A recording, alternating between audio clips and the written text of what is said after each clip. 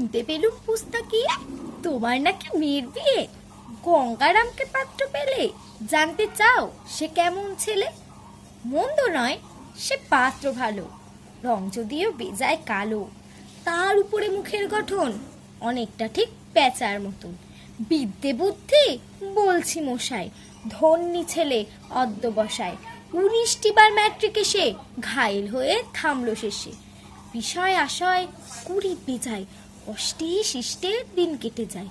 মানুষ তো নয় ভাইগুলো তার, একটা পাগল একটা গাওয়ার।